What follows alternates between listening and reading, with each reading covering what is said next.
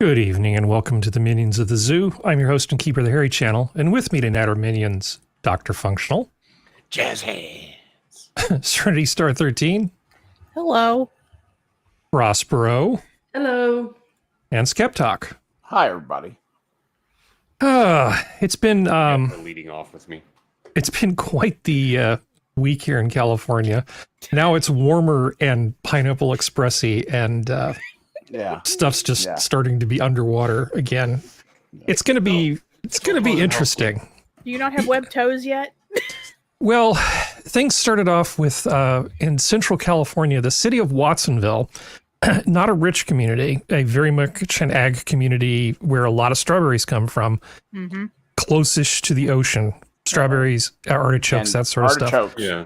Yeah, so the Pajaro River breached its levee. They were afraid it was just going to just flood, just because, but it breached its levee, and oh God, there's like water everywhere. Not a drop to drink. All Yeah. the bullets did shrink. Yeah, that's Just- a shame. I saw a Bring video. blender and make some margaritas. Well, you'll like this functional. I saw a video of this guy who just reached down onto the street where the flooding was and picked up a fish. That's fresh. You don't Sounds like usually go noodling on the street where you Sounds like live. something a West Virginian would do. Walk out Ohio River, just go. Oh, there's one. All Dur, right. dur, dur. My granddaddy did that with a snapping turtle once. It was a little terrifying. It's Yeah. funny because up at the farm I used to work at when I was a younger man, there was a pretty beautiful, gorgeous waterfall, probably about 20 feet high. And we were swimming around in the hole in the bottom. And I went, through the waterfall. All of a sudden, thunk, something hits me in the head. A fish just went down the waterfall and slapped me in the head. I got fish slapped. Nice. We had no idea what the hell was going on until my friend, the son of the farm owner, was like, "Oh, you just got hit in the head with a fish." It was hilarious. I just saw it all.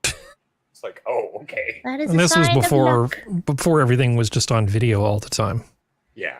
That's a sign of good fortune. Much like a pigeon pooping on you in Italy. It's a sign of good fortune. Well, let's see. In terms, he who is last shall go first. Skep, anything you want to share with us before we start? No, everything's fine. No ripples in the banking and finance industry in the United States. We're all good. I was afraid we were going to have to talk about that later. Okay. Yeah. Yeah. No, How about we're you, fine. Prospero? Just fine, thank you. You're How are you? surviving okay? You're surviving and thriving, or Yeah, we're- whatever the kids you know, say these days. Winterish weather decided to show up in March, hmm which is offensive. Yep. Well, I mean, I know we're trying to not swear, for Susan or Susan-like people to go after us, especially in the first 10 minutes. But it is, we do spring forward tomorrow, don't we? Creatures Well, of technically, object class, tonight. Susan. But yes, Yes, we do. like Prospero and I will literally at like 2:00 in the morning our time just. Repeat an hour. No, we will be at 3. Yeah. It's Well, just- you all are still on your regular. Yeah. Wait, repeating or we're going No, ahead? we're going. We're springing spring forward. forward. Oh, so we're losing it now. Spring forward. I Steps, never- stagger back. Yeah. Yeah, spring forward, fall back. Yep. So yeah, basically when 2:00 rolls around, it magically becomes 3 a.m.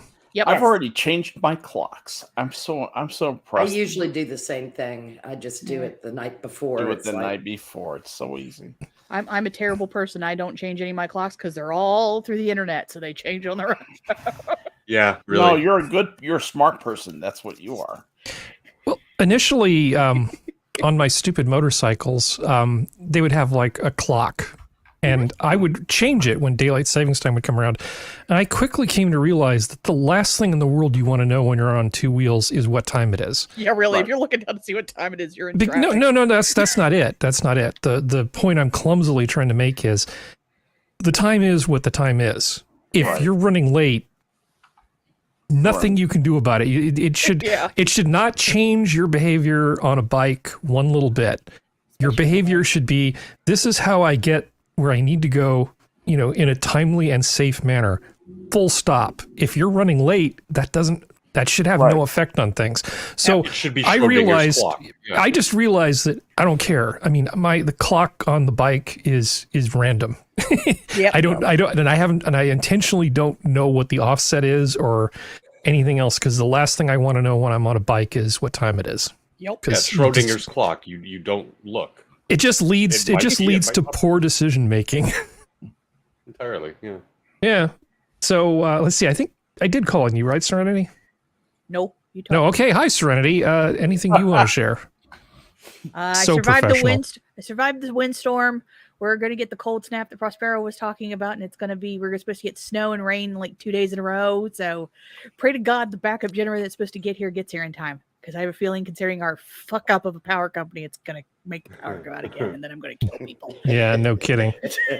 Ding. We made it Harry's- 7 minutes and 30 seconds. Harry's, Hey. Harry's bet from last week paid off. Yeah. Exactly. Hi, Functional. Hi. I've got to eat crow. Skep. Yeah, I was wrong. not- Last week, I not kind of. possible. It's possible. I know it happens sometimes. I let off the show by saying, you know what? The card wasn't that bad. And sometimes I might be a little too optimistic for my own good when it comes to these things. And I kept on hope. And then they shat all over my face with this last episode. And I'm like, I'm done. Forget it. They You hurt had you, such a didn't they? great setup. They built it up and they had a great setup, and then they did nothing with it, and it made me so angry because it could have been such a great revival. They Something. had such Yeah. a good plan. What are Yeah. you talking about? Picard season Picard. 3. Oh, okay. I just heard card. The And I first, was like, what? the first. Okay, so what? Not to go too much into it, but they're basically taking an episode of TNG and spreading it out over like 4 episodes, and it doesn't work because it's it's like Bilbo said. I feel like too little butter spread across too much bread, and it just doesn't work. And I'm eating crow now because I was like, you know what? No, I'm done. It's no. I have a question. What was that episode? The Naked Now? Naked now. Episode 2, season 1. Oh, Data's fully functional. That the Naked Now. fully functional. Yeah. No. Okay. No. Not one of I not respect one Denise of Crosby too much. not one of TNG's funner moments, honestly, until it all started to go very pear-shaped. When they had ghosts making fog on the bridge of the Enterprise, somewhere in season 7, that Dr. Crusher episode. Ugh.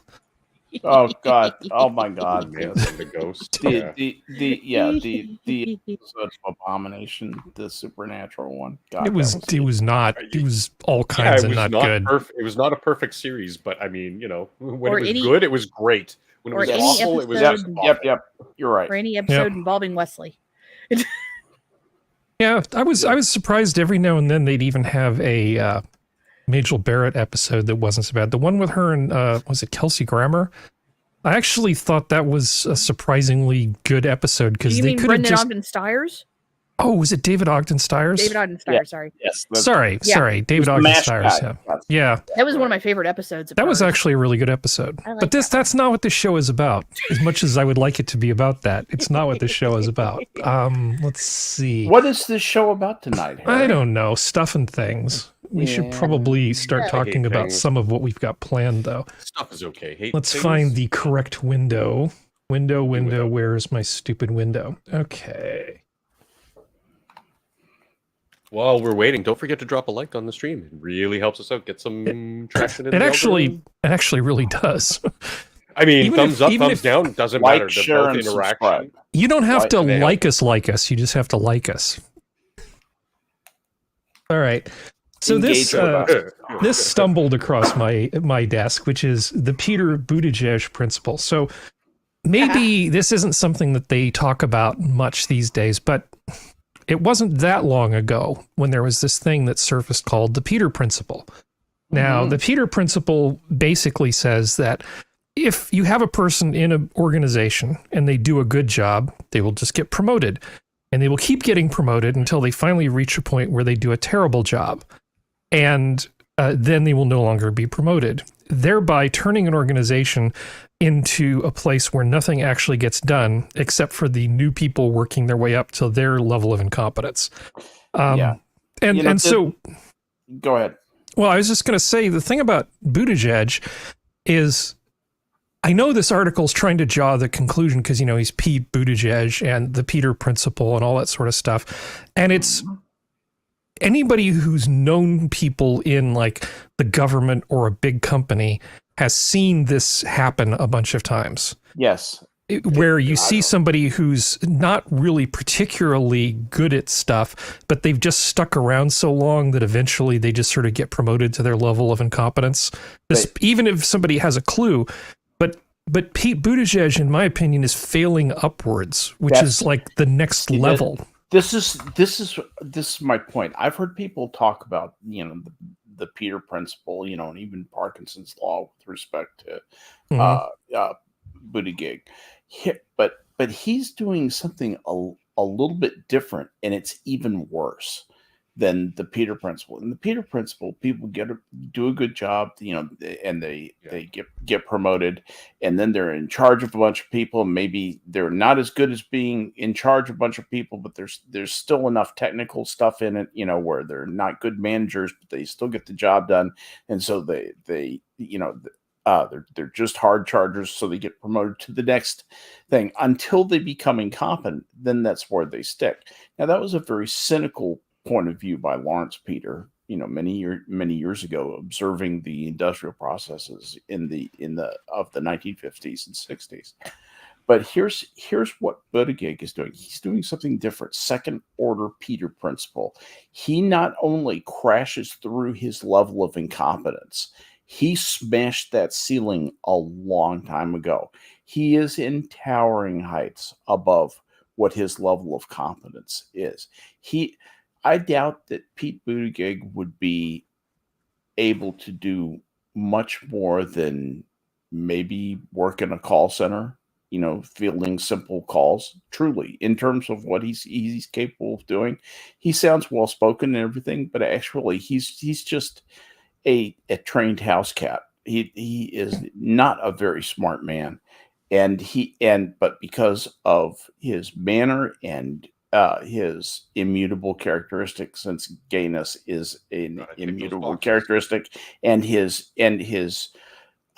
relentless pursuit of rights for himself, he's the guy who's in the right place at exactly the right time, and that's how he has risen to this thing. But this thing, his position now is far above his level of competence.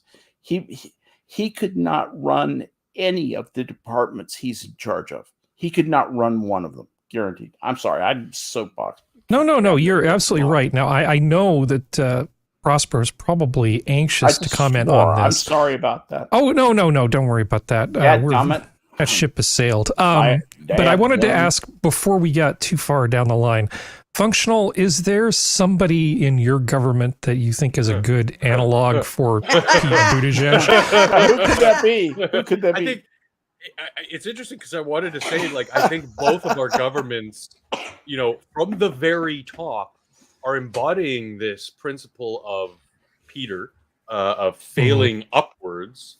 I mean, coming back to obviously Trudeau and his cabinet is full of complete diversity hires. I have to keep reminding people of Mr. Trudeau, why is it that your cabinet is predominantly women? Because it's 2015.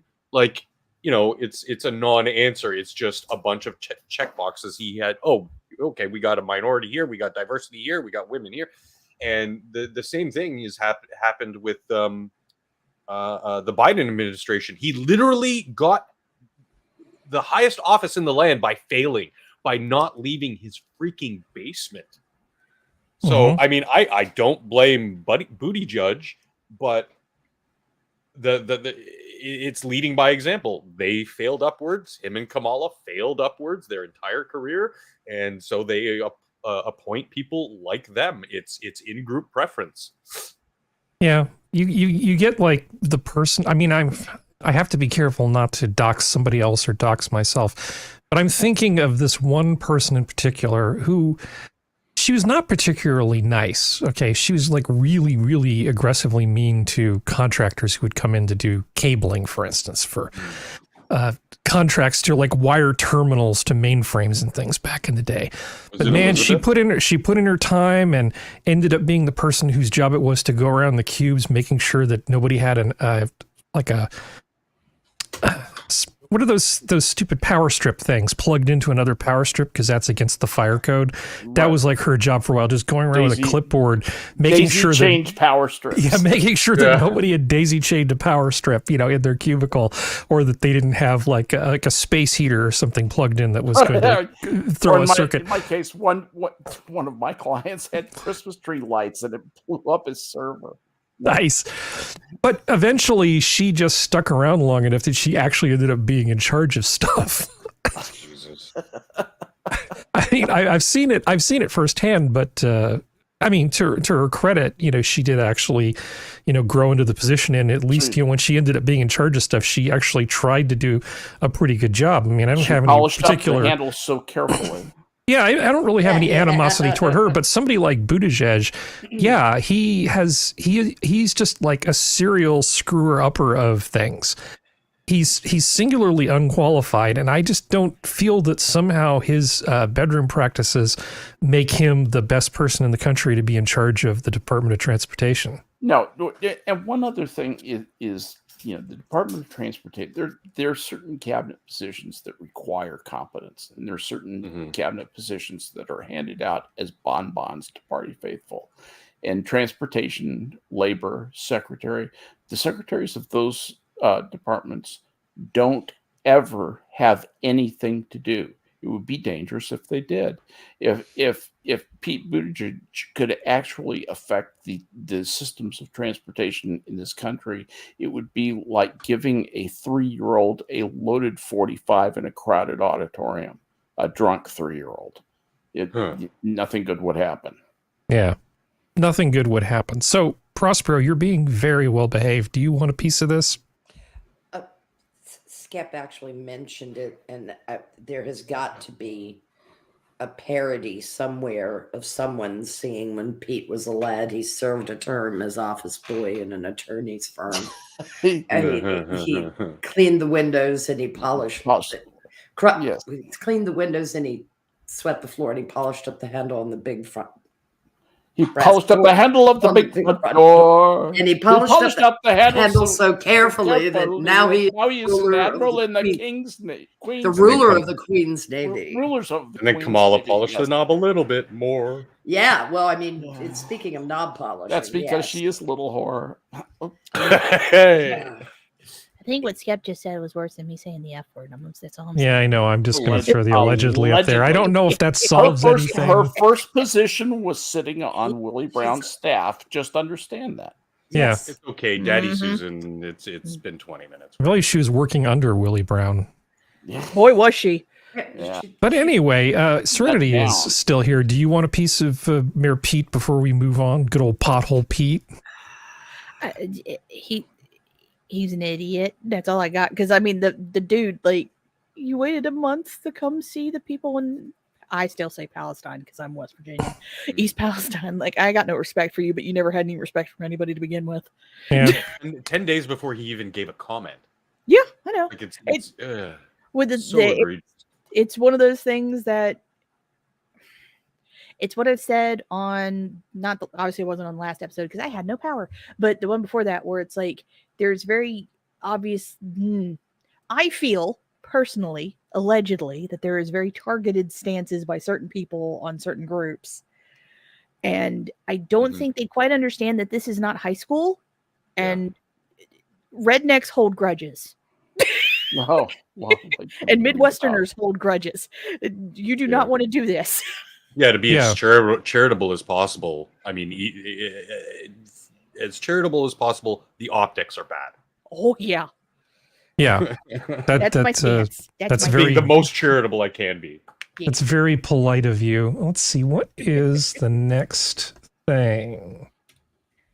Oh, well, a small thing happened. The second largest bank in the United States was basically closed down and thrown to the FDIC. And this is I hate it when particularly that happens. this is particularly bad. I want to play the first 1 minute and 7 seconds of this believe thing it's here, 16 and then I'm going to months, say a definitely. few words, and then Skep is going to take over because he knows way more about this than I do. But I can provide a little bit of context. Let's see. Biggest bank Can you hear failure that? in American history is happening Yes, we right can. now in our own backyard. It's been a really shocking 48 hours for Silicon Valley Bank, and now the government has taken control of it. So here is how all of this happened. It started late Wednesday when the bank surprised investors saying it needed to raise more than $2 billion in capital to offset losses from bond sales. Well, that caused an all-out panic among the bank's clients, who tried to withdraw $42 billion on Thursday alone, about a quarter of the bank's total deposits.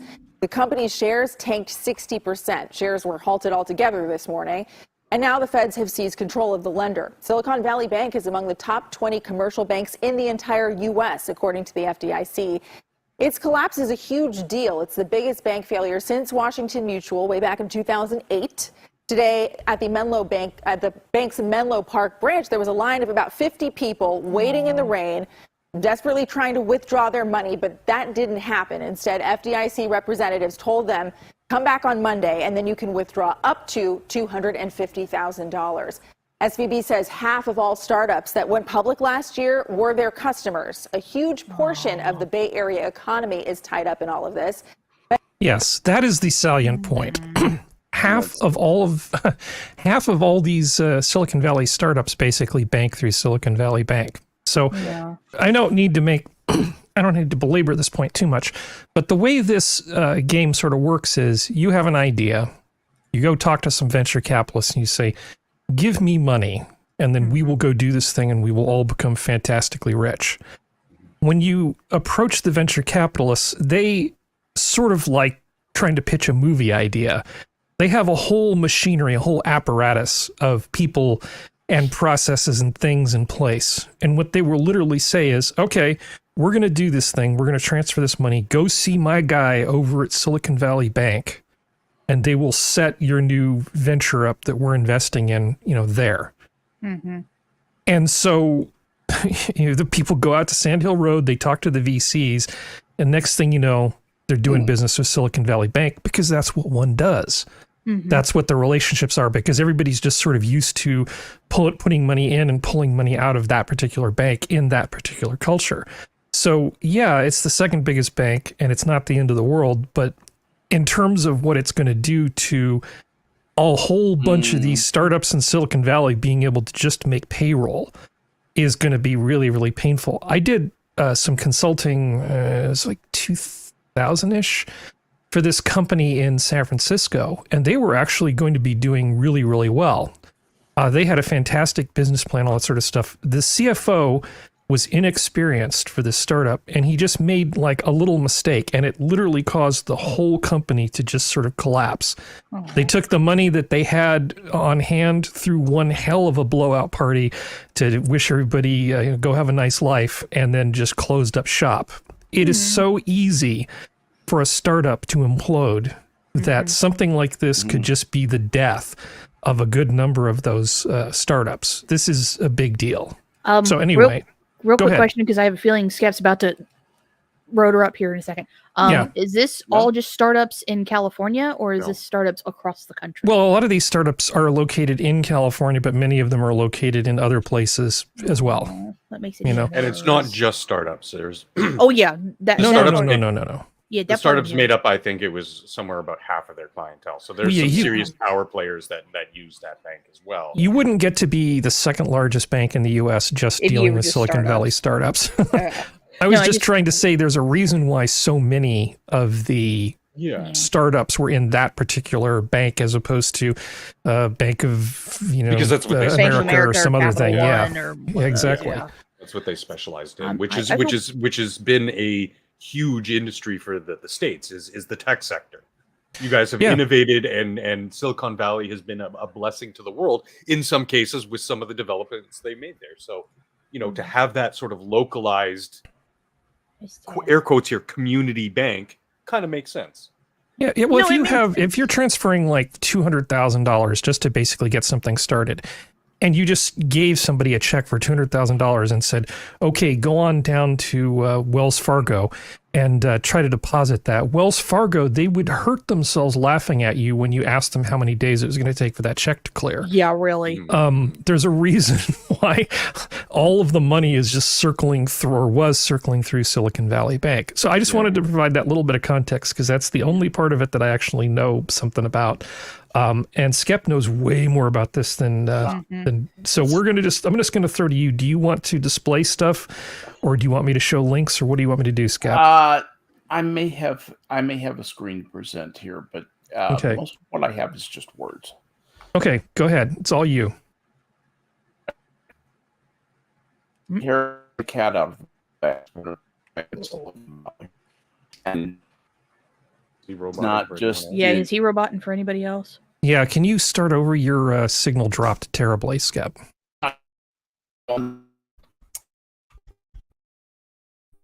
Oh, okay. Yes. Yeah, yes, you disappeared. You're okay now. Yeah. Okay, good. All right. No, you're still roboting, Skep. You're still roboting. Okay. Real bad. Do we want to circle back? Yeah, we probably are going to have... Yeah, you're having some problems, Skep. I think we're going to have to circle back to this. Oh, golly. Okay, yeah. Well, usually it's me screwing things up on the technical side. No, it's not. You don't screw stuff up even close to that much. I haven't done anything. Well, am I still roboting? No. Am I not still this roboting? second. Good. Okay, good. let's try one more time. Third time's a All charm. right. A, B, C, D, E, F, G. Can everybody hear me okay? Perfect. Yes. 5 by 5. Okay. All right. I'm not going to move from this position.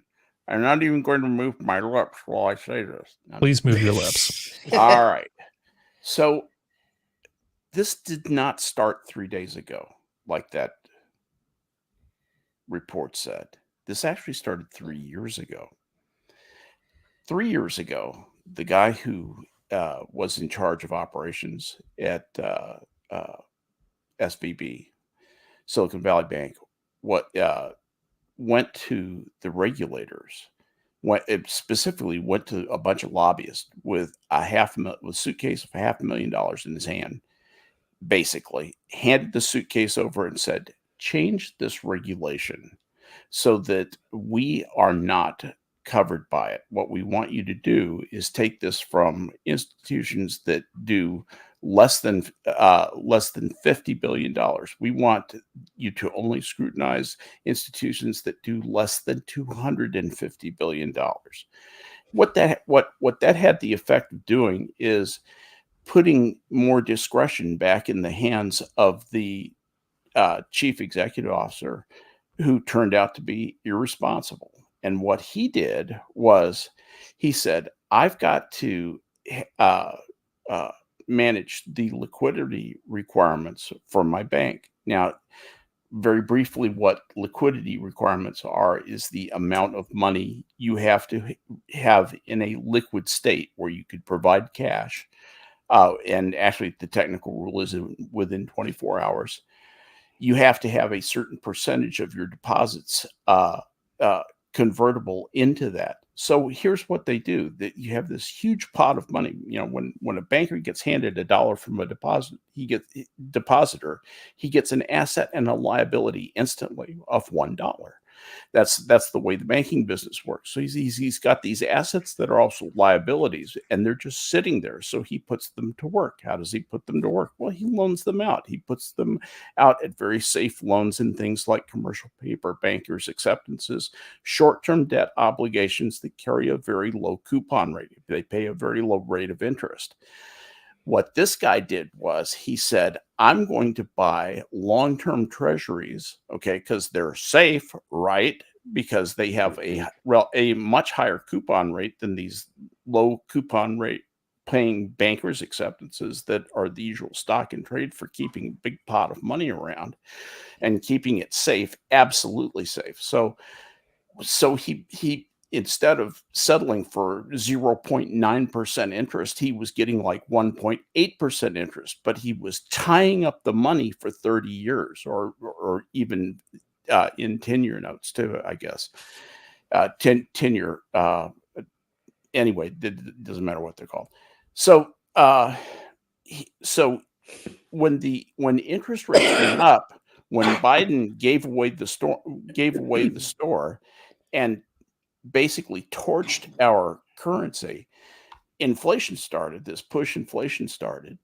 And when the value of the currency goes down and interest rates go up, the value of a treasury bond you bought 2 weeks ago that has a lower coupon rate than the current treasury bonds that are being issued mean that the bonds that you bought 2 weeks ago are only worth a fraction of what they call par, and they won't get back to par 100% until it matures in 30 years. Well, that will not pay the liquidity bulldog because that's 30 years. That's not convertible overnight. And that's where this guy ran afoul. And so here's what he had to do. In order to make his liquidity requirement, in order to turn those assets into cash, into liquid cash, he had to take a huge loss. I believe it was 1.8 billion, wasn't it, Harry? And that money will never come back. That money is gone. Gone, gone. And it's gone. And what Functional was saying about or maybe it was Harry talking about the coverage limit on FDIC is correct. It covers up to $250,000. But here's what the FDIC usually does in these kind of things, because what happens now is Mr. Becker is no longer in charge of SVB. They've been seized by the FDIC. The FDIC is going to take them and essentially just distribute their assets. And it may emerge as a going concern in some other way, but only after huge losses are being taken. Here's what the FDIC usually does in these cases. Usually, particularly if it's a smaller bank, they'll pay all the money, even if it's over the insured amount, and that is simply to maintain an orderly market. They have money set aside for that, but it's usually not a significant expense for them. Here, that is pretty much out of the question, because it looks like these guys were keeping payroll kinds of money and years of growth kind of money, years of capitalization kind of money, and that's what has vanished. So this thing has become a legal neutron star, for one thing. This is a fucking magnetar. It's so bad, and anybody who's near this thing, personally, is going to get hurt if they had any part in this mismanagement. Becker, I think, is going to go to jail. And I think a bunch of people at SVB are going to go to jail. And the impact on the local community, when you have so many dynamic little companies that are based on being able to meld these very talented people together, and those people are glued together by many things, and one of the components of that glue is money. And for them to suddenly sustain this kind of deep personal, this is just going to slash some of these little companies. They will fly apart, and these people find other jobs. And the people who take the risk, who have the imagination, who have the vision, will be set back. All their dreams just immediately went to hell because of this asshole Becker. And this really is at his feet. If he had not been overextending himself, and that's just pure greed, pure greed is what did this. I've looked through what he did, the moves he made. No, and I won't bore you with it, but he just is an extremely irresponsible businessman, and he has ruined things for a lot of people. Hey, Skep. That's what I got, Harry. Hey, Skep, I got a question. Yeah. I know everything affects everything, so I know that. But does all of the tech companies firing or laying off, let me use the correct term, laying off all those employees, like the 60,000, did that have an effect on this, or was it them knowing that this was coming am I just jumping to conclusions? No, this was a guy mishandling the assets. Okay. This was the guy who was given stewardship of a pot of money. And there are rules that govern the types of investments that you can make. But he got the scrutiny lifted off of him Okay, so they couldn't look at what he was doing, and then he did those unconscionable things. He thought he could get away with it. He acted as though he thought interest rates could never rise. And of course, when they went up, he was crushed, and he nuked himself. Okay. Now, this is one guy. Okay, I just like I put my little tinfoil hat on. In my opinion, this is all my opinion, guy, and it's all allegedly. Well, so I have a question. Oh, sorry, go Serenity. No, I was just saying it sounds a lot like when Sam Bankman-Fried stuff up. That's basically what this sounds like, just not on the crypto sphere. Yeah, it's a different kind of a thing. What Fried did was just out and out fraud. What this guy did was skirt regulations irresponsibly and got nailed by the market. So gotcha. Two sort of different things, but they had elements of dishonesty and betrayal of trust that are undeniably similar. Okay, sorry, Harry. There's a whole bunch of stuff that the bank holds as assets. Yeah. So there are all the outstanding loans. There's other vehicles that they may have. There's just all sorts of things that are in the plus column for this company. Now, they lost a bunch of money because the value of these bonds dropped because inflation went up. That much we know. Now, what I don't know is, of the overall value of this bank, what percentage of people's money would they get back once they go through the fire sale? Are we looking at people losing 10%, potentially losing like 10% or 50% or 100%? Because I just don't know what percentage of the assets were affected by this interest rate increase. And we probably won't know for a while. They don't know. That's what I was about to say. They don't know. They're going to have to assess this. I will tell you this, because of bankroom regulations, it will be public. You will know that number, and you'll probably know it pretty soon. I would estimate that of the percentage over $250,000, I would say if those people get 50% of that back, it will be the happiest day of their lives. It should be the happiest day of their lives if they get 50% of that. Well, hopefully it'll be more than that. But I pray that you're right. This thing moved against him on a gigantic thing. Here's the unforgivable thing: when it started to go bad, he kept quiet. He didn't go out and say, "Hey, I fucked up. Let's control this while it's a $200 million problem," and that's how it became a $1 billion problem instead of $1 million problem. If Pete Buttigieg had been on their board of directors, this probably wouldn't have happened. Kamala. Pete Buttigieg could not even understand what happened. I wouldn't let Pete Buttigieg hold the cigar box that holds the money from a Girl Scout cookie sale. Exactly. Want to know an even more frightening thought? Sure. Is if AOC was on their board. Oh, good gracious. I've got a couple questions. Yeah, well, go ahead, Functional, and I'm pretty sure Prospero wants to talk about the Peter Thiel angle too, or Thiel. Oh, okay, great. Go ahead. Well, the first is, as far as anybody knows, Skep probably directed toward you, do these banks by regulation have to have hard assets, or can they be virtual assets as well? No, they are hard assets. In fact, that's when they have to have things like cash, gold on hand. It's got to be convertible to cash in 24 hours. Oh, okay. So there's a window. Okay. And the second is more of a thought statement. Understand convertible to cash in 24 hours by their standards basically means cash. Yeah. Basically means cash, maybe gold. Yeah, things that have, okay. And the second was almost more of a statement, but this should have reverberations across the country as far as the financial sector, correct?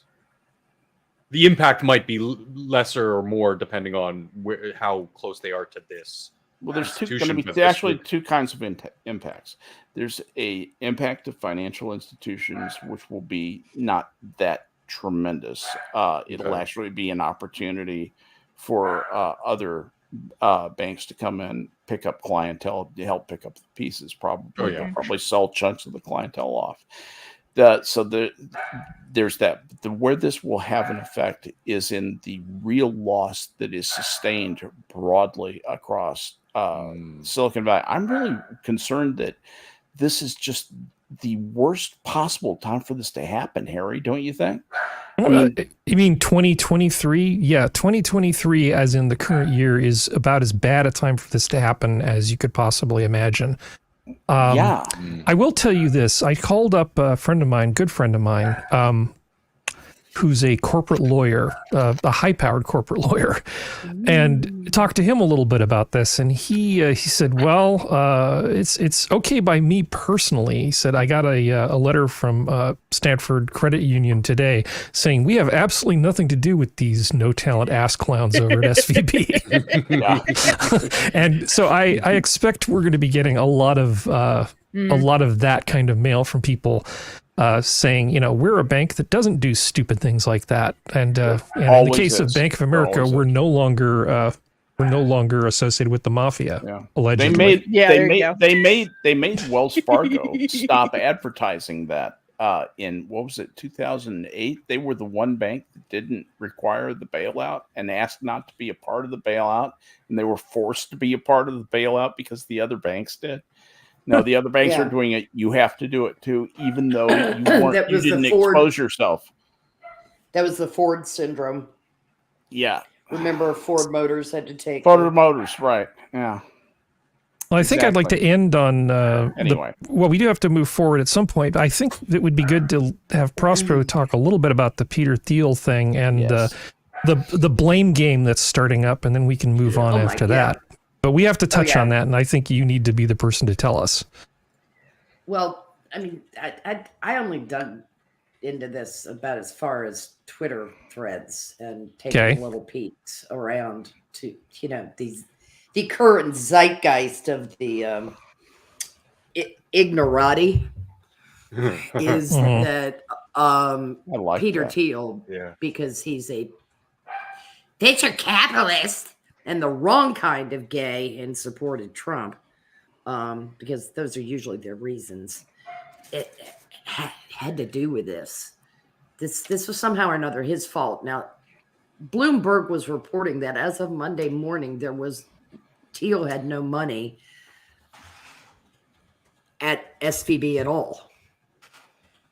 And it all went sideways as far as the panic on Thursday. This notion that these evil venture capitalists, you see, all made this happen because it couldn't be shady dealings on the part of individuals involved with the bank, right? That never happens. Charles Keating. Mm-hmm. And then of course, the sub-thread to this is Trump's regulatory rollback is to blame, as opposed to regulators dancing like little puppets doing favors for sleazy bastards. Because everything's Trump's fault. Yeah. You know what's annoying about this? But the one angle that nobody's talking about is how is this going to affect me personally? And what's going to mean to me personally is that Elizabeth Warren's going to come out and she's going to go, blah, blah, blah, Glass-Steagall, blah, blah, blah. And she's going to I'm going to have to listen to that woman again, and I don't want to. It's been kind of nice because she's been kind of quiet recently. Yeah, she's been kind of obsoleted off onto the, like she's like the merchandise that's headed to the dollar store. She's not at the dollar store yet, but she's just not, she's on the low shelf at the supermarket. And now she's going to be right back up on the high shelf at eye level. Yeah, she honks off on that crap the way people were honking off on Dodd-Frank. Yeah, she's an expert on stuff like this, don't you know? Oh, don't you know? Yeah, right. Yeah. Because she's one, I'm sorry, she's just another one of those bottom feeders. The problem, it seems to me, is that we have a regulatory culture, and this is across the board throughout agencies, where they can be bought, so to speak. They can be persuaded, lobbied, if you will. Mm-hmm. You're going to write this regulation this way, and this goes all the way back to the introduction of the regulatory state. Mm-hmm. It was the meat packers that wrote the rules for meat packing. It was that. Now I do understand to some extent that people within certain industries have more conversant knowledge, but that does not excuse the corruption within our regulatory system. Yeah, that too. I mean, the revolving door in Washington between Right. Lobbyists and They- regulators. lobbyists, regulators, and politicians, in out, Yep. in out, in out. I mean, it is a daisy chain. It really is. Circle jerk is And how not that's the pronounced. kind. I know, not that kind of daisy chain. It's the human centipede. Yeah. There wasn't a swear word in a thing that I said. No, you did really, really well. But we have another. As angry as I am, yes, I did. Another financial thing, and this one will be much shorter. Vanguard's CEO defends decision to pull asset manager out of climate alliance. Yes, Vanguard, one of the biggest mutual fund companies in the world, has sort of backed away from ESG sort of stuff in terms of their investing. The chief executive of Vanguard has defended his decision to pull the world's second largest asset manager out of an industry-wide alliance to tackle climate change, saying the group's voice was being drowned out. Now that's some beautiful spin. Can I translate that for you? You guys are investing in some stuff that's too fracking crazy even for me. Yes. Yep.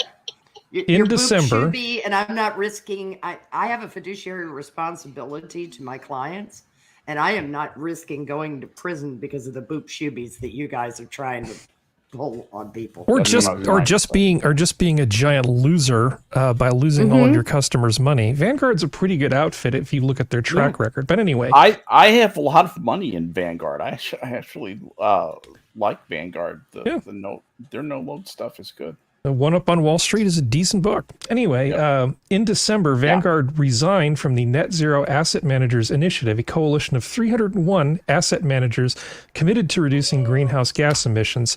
Definitely. If you want to, there's another 300 asset managers that will be more than happy to use ESG as the guidance for investing your retirement money. Buckley has added that the Vanguard approach to managing climate change risks, which is focused primarily on company disclosure standards, has not changed. That's nice. We don't believe that we should dictate company strategy, he said in his first public comments about the decision. It would be hubris to presume that we know the right strategy for the thousands of companies that Vanguard invests in. We just want to make sure that risks are being appropriately disclosed and that every company is playing by the rules. And to that I say, Harry, yes. can you close that video that's playing? That's pissing me off because that stuff is... Why? What's pissing you off about it? The Now it's there. Yeah. well, it's fine. It's not in my face constantly while you're reading the article. Scroll the thing. It's the climate change people who want to integrate Unite our Canadian- energy systems. the Canadian and the American grids, and What could possibly go wrong? Go fuck Yeah. it's such a Anybody terrible remember the freaking Great idea. Blackout? I have no problem with us working together because, like, again, my province is an energy generating province. I have no problem sending power down there and whatever, and making these deals. But to have it all integrated into one system is such a bad idea. Centralization of that scale never works. Yeah. Monopolies are a good Sorry to thing. go off on the tangent, but it kind of. All it takes is a good ice storm in Quebec and New England goes dark. Yep. Yeah. Well, I just am glad that the adults in the room over at Vanguard have decided to actually sort of focus more on business fundamentals. I think there was a warning contained in his comments, actually, was what I was itching to say. Yeah. In the risks being adequately Disclosed. Yes. disclosed. Disclosed. Okay. That is So a tiny little, I just think that's a tiny little ding. Okay. I agree with Hold on. I think that most people, maybe I'm wrong here, but I suspect that most people don't understand what he's referring to when he talks about risks in ESG. Okay. The E part in the risk is the companies have to talk about their susceptibility to climate change impacting their operations. So in terms of the disclosure that they're talking about, they're saying, hey, if you have a factory that makes most of your stuff that's at 0.1 feet above sea level in Bangladesh, maybe you should talk about what would happen if the sea levels increased. So he's absolutely right. If your business is particularly susceptible to climate change, then an investor who thinks climate change is an issue would want to know about that. Right. So that's the risk that he's talking about. Were you thinking of something else, or am I just confused that everybody already knew that? I was thinking of something else. I think there are costs involved here that Vanguard might not be willing to pay the price, because there's no there there. There's no proof. There's no there. It's a That's what I thought too, Harry. What shifting set of goalposts on the part of these. I'm actually surprised that the fascistic among our leadership didn't lose their shit and try to bar Vanguard from doing business in the United States, since their reflexive thing seems to be to want to shut down everybody. Vanguard's really, really big. I know they are. Yeah, you can say shut them down, but I think not going to happen. No government pension money should be tied up in Vanguard, and then very quietly there'd be people in the back room going, how badly would you like the pensions to perform? I'd be shocked if Vanguard wasn't one of the options that they're allowed to choose from. Yeah, that's exactly it. Always is. Every pension plan I've ever seen. Vanguard. Which Fidelity plan fund would you like to invest in? But anyway, this could get. We've already talked about banking enough, and now we're getting into fun stuff. But hold on, Serenity is just trying desperately to say something. Well, no, I have two questions. Okay. So, does BlackRock similar to Vanguard in any way, or are they two kind of different processing entities? No. Okay. So Apple and Locomotive. Gotcha. Okay. Next question.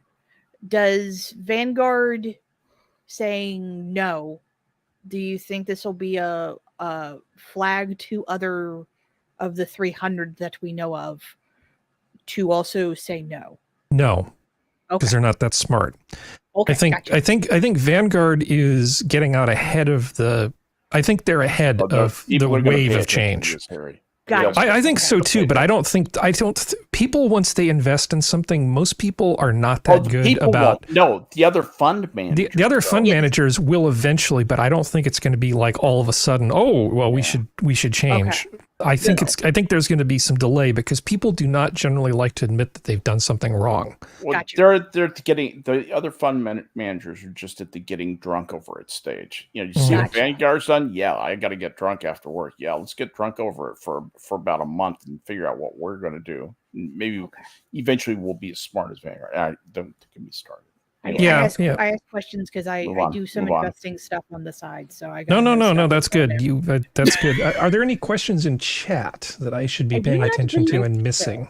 Although, I think what came to Vanguard's sort of benefit is the way that they worded how they were pulling out of this. They didn't say, no, this shit is insane. Climate change is bullshit. We're not pissing our money away. No, but they worded it just right so that there's not going to be a huge blowback, because it's political. We're pulling back just a little bit. It's optics, and you can see a similar pattern happening in Hollywood with this woke nonsense. There's rumblings, reliable rumblings behind the scenes at like Disney, that both Marvel and Star Wars Lucasfilm properties are failing them and hemorrhaging Disney money. And with Disney's other main projects, like the new Little Mermaid and Tinkerbell and whatever, like the response is so negative. They are kind of in damage control mode, and they don't know what to do. We may even see, if they don't do something beneficial to their bottom line soon, that they might actually have to sell Marvel and or Lucasfilm to someone else. And that would be huge. That's the entertainment side of Vanguard pulling out of ESG. I would love to see. Woke nonsense is not working. I would love to see Disney go full Sears on things. Go Serenity. I've heard the opposite rumblings that's the reason why Bob Iger was brought back in, and it's already starting to fix itself. So I think it just depends on who you hear through. But yeah. No. I don't trust him. It's like when you started talking about Pickard being good with season 3, and I'd heard that from some other people. I'm like, no, I'm not going to allow you to hurt me again. Yeah, you're not going to wound me again. Fool me it's once, not shame happen. on me. Fool me twice. I'm not going to kick the ball. Do like a whole season that isn't terrible, and then I'll consider it. But 1 episode, 2 episodes, fool can't be fooled again, to quote George Bush.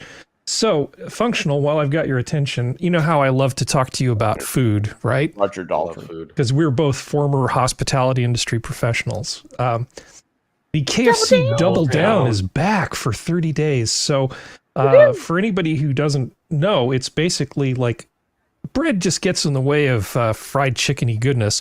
Why don't we just make a melted bacon and cheese sandwich and then just use super crusty chicken patties for the buns?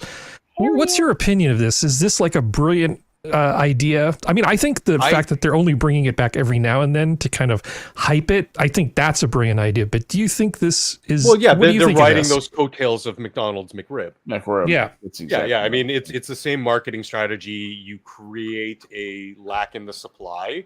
You make it available for a little bit of time. And it actually does well. That people love the Double Down.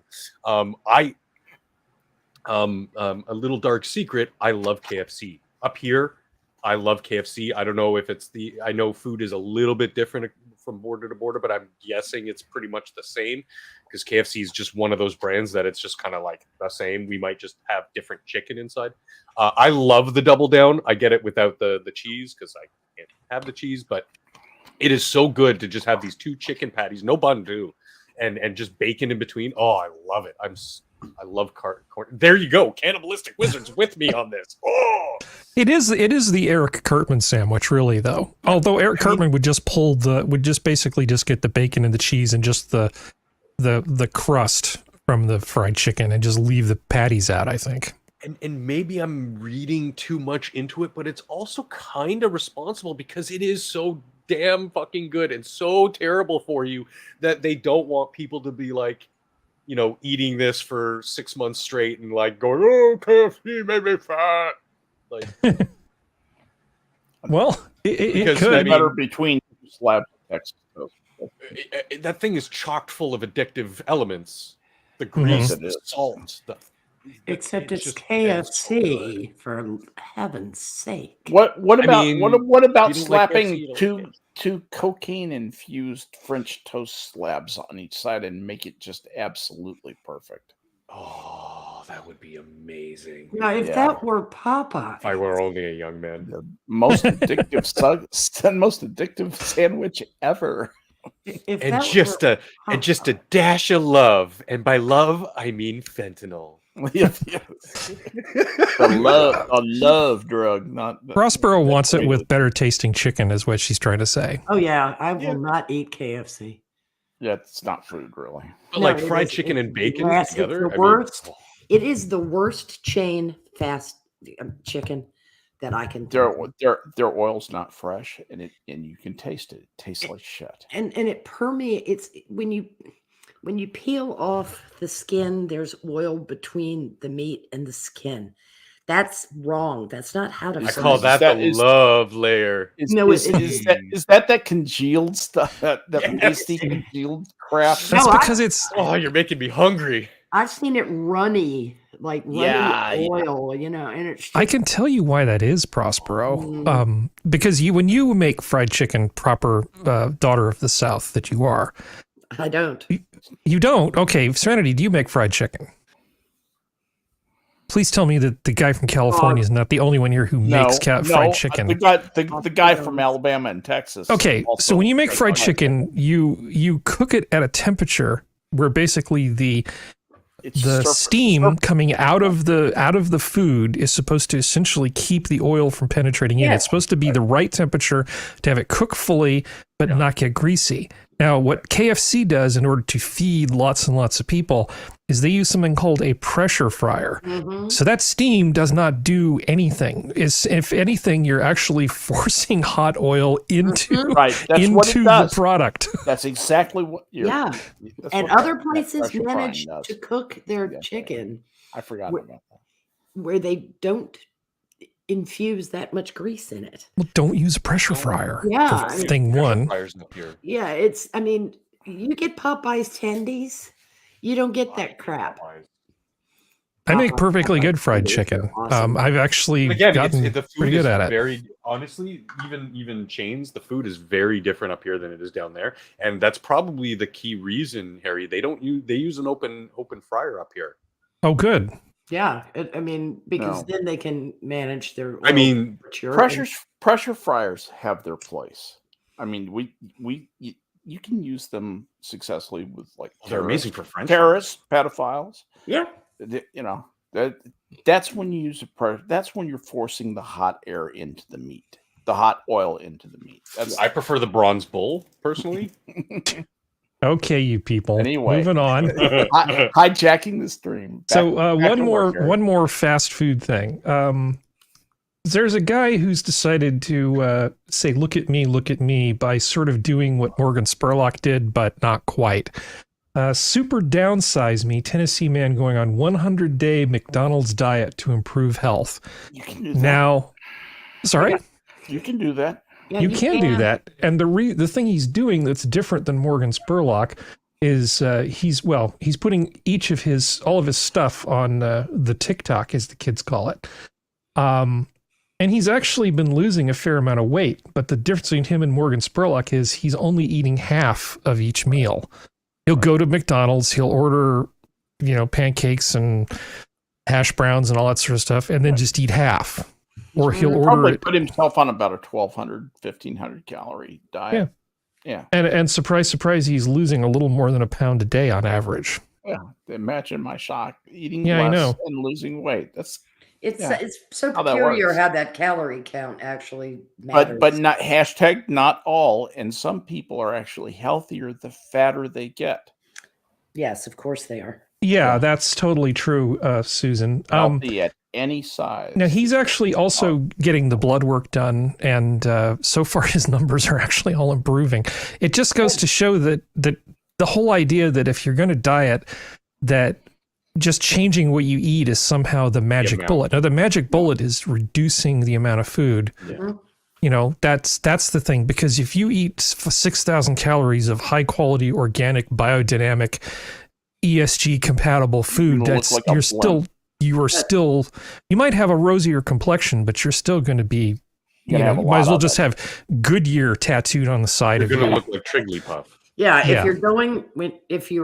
if you still need volume, you've got to do that with leafy greens and things like that. Look for water, high water content vegetables. Yep. Complex carbs in vegetables too, because the glycemic index on the complex carbs is better than the simple carbohydrates. They spike your blood sugar where the others don't do quite. The problem is how fast it gets metabolized to glycogen.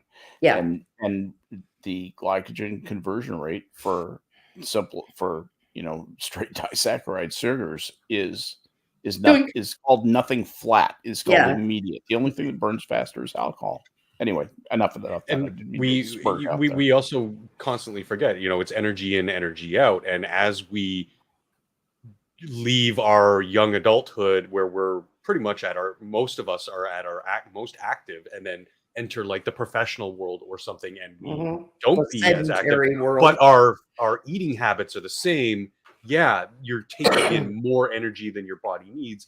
You need to step back, and you need to, even if you're hungry, you need to just power through and starve yourself a little bit so that your body gets used to eating less. Well, some people manage this by eating small meals more than 3 times a day.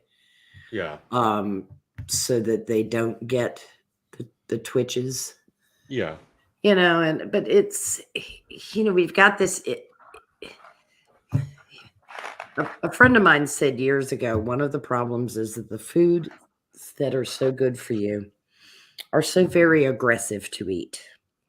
They're very crunchy or noisy. They're not soft and warm and mouth huggy. Welcoming. Yeah. Where macaroni and Kale cheese versus a beef. and mashed potatoes with gravy or just nice little slip and slides down the gullet and lovely little mouth hugs of happiness. Where eating a bag of carrots and chewing on raw broccoli is aggressive crunch, crunch, crunch. It crunch. takes effort. It And takes effort more to energy. eat. It does. And it wears you out and it makes you sad. And you feel like you're grazing when you're eating raw cauliflower, How dare you put sliced almonds on top of my cheesecake? Yeah. Better be deep frying that cauliflower. But we do need to move forward if that's okay. I'm sorry. Well, I have one little bit of Schadenfreude for you. I think you'll enjoy this. At least anybody who's old enough to recognize who knows who Angela Davis is, confirmed professional Marxist. Any idea what you're looking at? Oh, yeah. That is a list of the passengers on the Mayflower. No, bitch. No, I can't believe this. No, my ancestors did not come here on the Mayflower. Your ancestors came on the Mayflower. No. You are descended No. from one of the 101 people who sailed on the Mayflower. Oof. Oof, indeed. That's one way to put it. That episode goes on. That episode goes on. Also, another one of her ancestors was a slave owner. Oh, So yeah. this is one of the United States' chief proponents of Communism. reparations. Communism. She's And communism. Serious communism. Finding out that maybe she's practically a daughter of the American Revolution. The Black Pantherette finds out she's a daughter of the Confederacy. I Yeah. love it. She's lighter than my father. Yeah, maybe you should just like 23andMe yourself before you get. I don't use the word you were about to use, Harry. Before you decide to start acting out. Before you get out in front of yourself. Yes. Before I get out in front of myself, well, I'm still trying to live down that me forgetting about the 14th Amendment thing that you reminded me of, Prospero, Oh, when I was extolling the virtues of the Bill of Rights. yes. Yes. Things So this happen. next thing. Things happen once in a while in my favor. Not often. But. Okay, so there was a how do I phrase this? I have to be very, very, very careful about this next topic. Essentially, at a township in New Jersey, there was a girl who was bullied. We cannot show that because Susan doesn't like that, or proxies for Susan. And then she basically took her own life 2 days later. And they didn't bother to, when she was attacked in the hallway by a group of other girls with a weapon, they didn't bother to call the police. They just sent her to the school nurse. And this is a horrible thing. Now, this young girl, clearly, she rides horses, which means, she's from a family that's got some amount of money, right? Because usually poor kids don't get to be the ones that ride horses, at least not where she lives. Yeah. In Uvalde, Texas, those poor kids ride horses, though. Yeah, and so the people in the school and the community are outraged, talking about bullying as being the main point of this particular story. And I just wanted to show you, let me see, I'm sorry, I have to be very, very careful. I'm sorry if I'm just being a little circumspect here. But I want to show you this one reaction from one of the students there. Or so students who protested throughout the school day, skipping class, demanding action. I would like them to actually teach the people who bully what they're actually doing and how it affects them. Parents were here in support of their children. Okay. Bullies don't Somebody care. needs a little bit of bullying. Okay, so here's the point that I'm trying to get at as carefully as possible. If somebody was in danger of being assaulted or robbed or something like that, you could say, well, we need to teach people not to assault and not to rob and not to murder and do all these other things, right? But at the same time, maybe, just maybe, you talk about how to improve the security at your house, put in cameras, motion activated lights, take a self-defense course, whatever. This is not victim blaming. This is not victim blaming. No. But looking at the kids and the way they're responding, I understand why they're upset. But I really feel like any approach that doesn't also look at making the kids handle the bullying better, like more toughening, more fortitude, is just going to lose. Because if all you do is hope that you're going to eliminate bullying, you're never going to eliminate it 100%. And you don't want these kids just collapsing like a house of cards when some bully makes its way through the system, because you're never going to get all of them. So why isn't somebody talking about like the mental health of the kids and Alerting ways the that parents we can, make the kids feel more that their child is self-assured? That their child's undergoing this kind of treatment at school, and say, look, we're trying to mitigate it as best we can, but you are going to need to, you're going to need to play a role in this also. Because encouragement from your parents to certain things can be ignored. Assault cannot be. Mhm. You know what I'm saying? Yeah, it's a fine line between bullying and like being an egregious and assault. And I mean, yeah. that the school was, there are a lot of people to blame here, and the victim is not one of them. No, she's a 14-year-old. She's a 14-year-old girl. She was unprepared for these kinds of events. She's a child. She was a child. I think the coup de grace was what race was the child? White. Yeah. Not as white as Angela Davis, but no, I doubt she was white. So can we not say that since she was white or white presenting, that she'd had a privileged existence, right? Well, she probably, by many definitions, did have a privileged existence. So her father was in her life. She was riding horses. All sort of stuff. How is her death unjust? I don't get that. Well, I mean, so people of other races die in the world, Harry.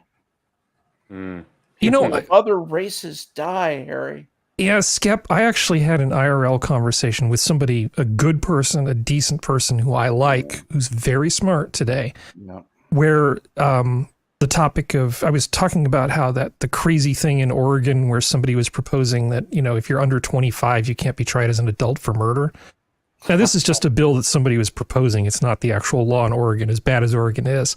Yeah. And I just said, when it comes to the topic of murder, I don't care one scintilla about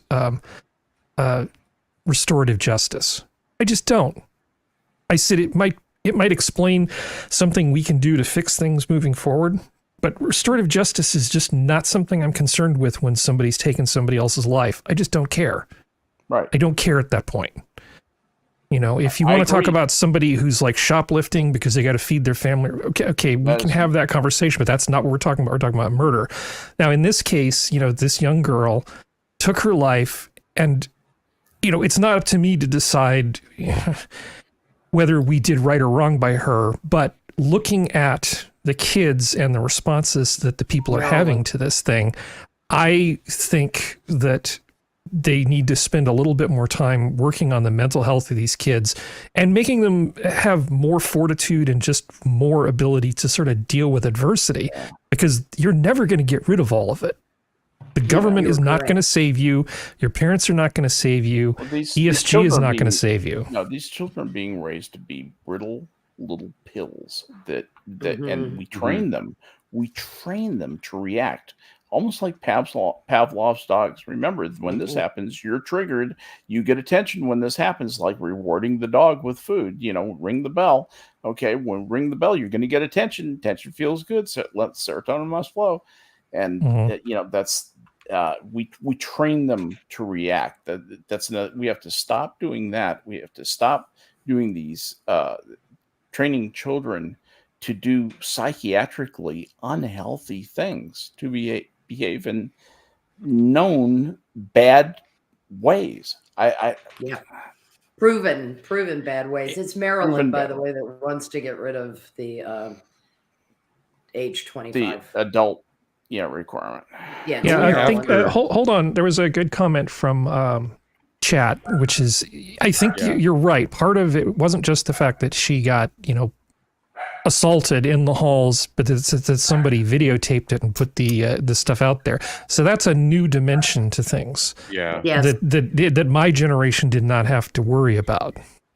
Well, one of the problems is and I know you're going to think that I sound like a petrified tree.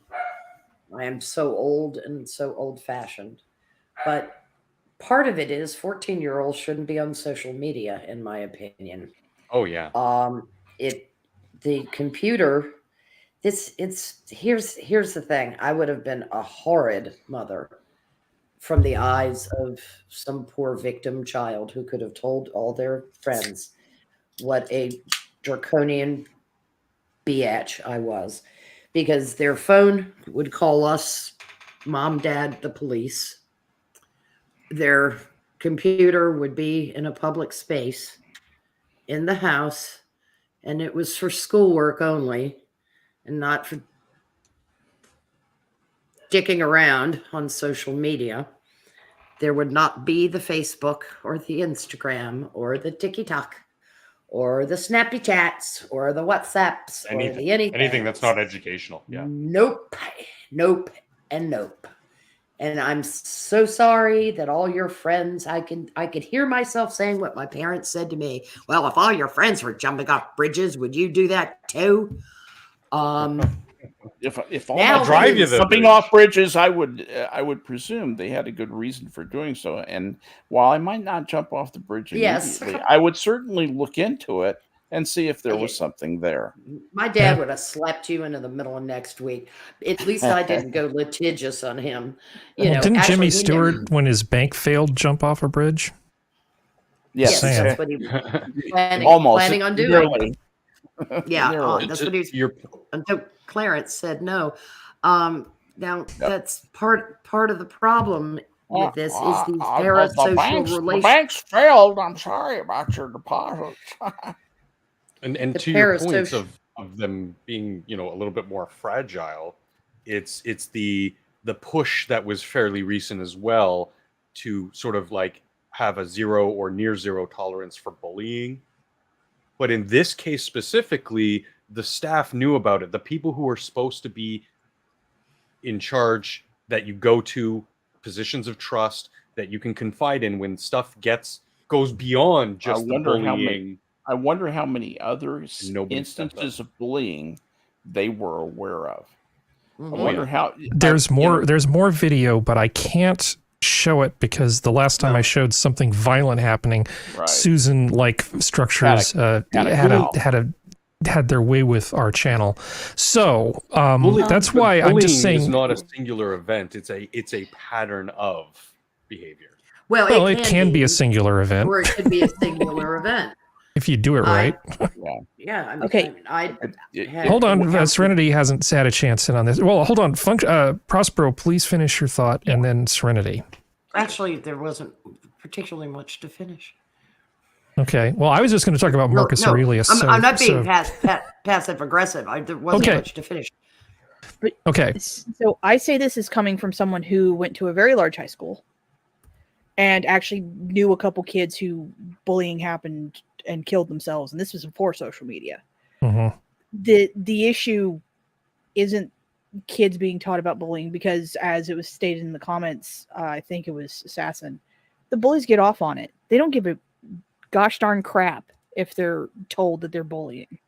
Yeah. And it's not the hallmark story of, well, they're being treated badly at home, so you need to make it. No, I've known some malicious jerk bullies who had perfectly good homes.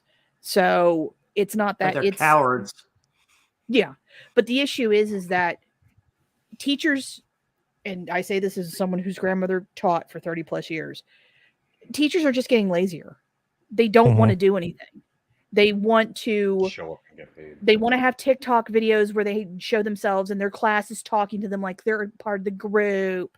And they want to complain about, I don't get paid enough and blah, blah, blah, blah, blah, blah, blah. Even though teachers in America are some of the best paid teachers in the world for normal levels.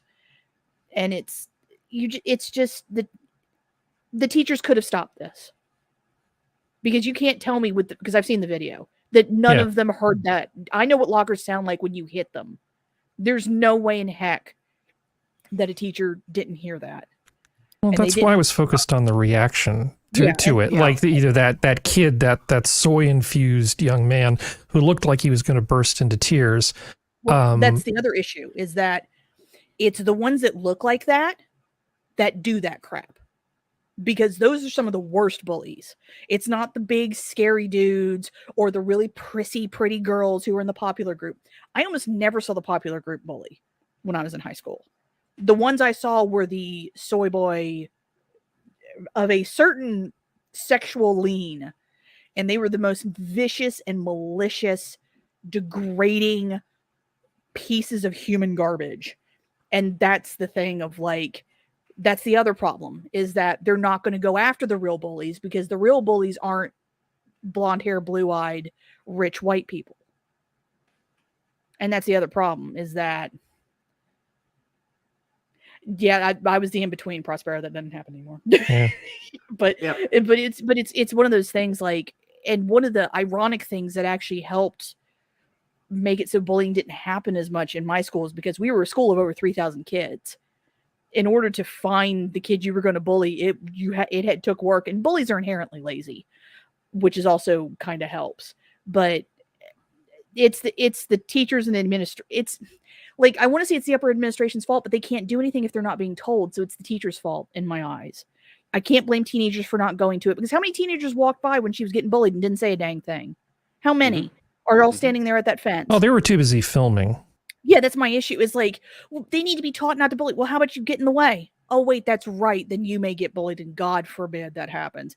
God forbid you go get a teacher. God forbid you actually do anything.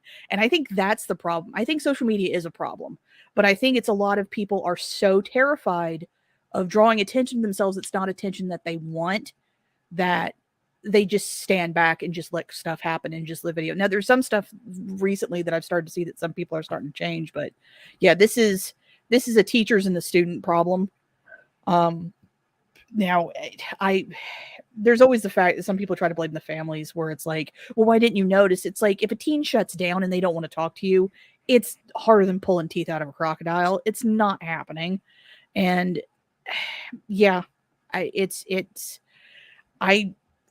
something my cousin recommended to a friend of ours that we share that has kids who are about to be preteens. They were like, if you have social media, even though you don't allow your kid on it, have hashtags that you look for that are specifically for that school and for that area, and check them constantly, because while you don't allow your kid to have social media, the other kids are, and they will report on themselves because they cannot stand it to not post it, because that's the only way you're going to find anything, because these kids are made to feel afraid of saying anything. In some cases, the teachers make them afraid to say anything. Because I think there's been a few cases nationwide where teachers have gotten caught bullying the kids themselves. And that's the other problem. But yeah. Hold on. So what do you think we could do to make kids more resilient in the face of the bullying that's going to escape whatever we try to do? What would you suggest as a means to make the kids able to sort of tolerate it when it happens a little better? The major issue is that I think the best way that helped me, because I got bullied for a very short amount of time when I was in middle school and high school. It didn't work out well for them, but is that I had relationships and friends and family outside of school. School was not made to be my life. Yeah. I was not expected to be a straight A student. I was expected to go to school, do the best I could, and get out and have life outside of it. And that was what was expected of me by both my mom and my grandparents. Was that family, church, Girl Scouts, YMCA? What are we talking about here? Like, like I did rodeo for years. Like, I had friends who were like in that kind of sphere of it. I also, I used to do harness shows You for ride horses. barrels? I do. I'm not good at it. That's But hard. That's harder you know, than hell. But it's one of those, it's like, it's anything from even stuff that's kind of slightly attached to school, like 4-H. 4-H is one of the best things on the planet, in my personal opinion. My high school also had the what was it, the farmers thing, the like federal farmers FFA. Yeah, them. So we had them, but Future I Farmers also of America.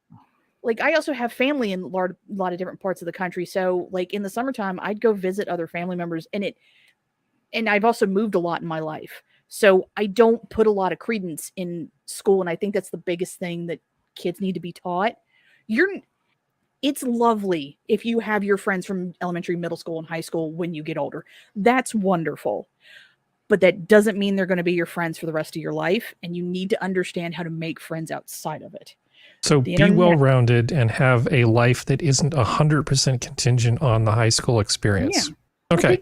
Get kids into D&D, take them to the local game store, let them start Whatever playing it is. D&D and stuff. But just don't let high school become your end all and be all. And then maybe the bullying, you can put it in perspective a little more easily. That seemed like is that a fair restatement of what you said?